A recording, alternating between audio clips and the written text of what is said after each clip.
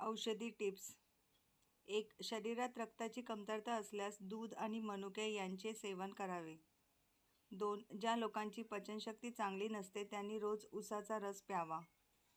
3. संध्याकाळी कोमट पाण्यात 2 चमचे हळद टाकून पिल्याने शरीर नेहमी निरोगी आणि मजबूत राहते.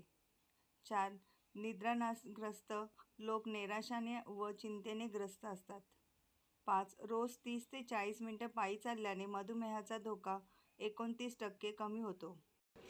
6. रात्री मनुके भिजवून सकाळी खाल्ल्याने तुमची त्वचा निरोगी आणि चमकदार बनते. 7. लघवी साफ न होणे, आम्लपित्त, चक्कर येणे, पोट साफ न होणे अशा अनेक तक्रारींवर आवळा अत्यंत गुणकारी आहे.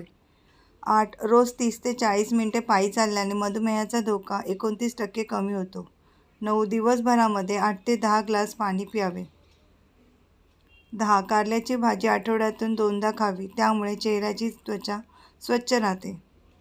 धन्यवाद.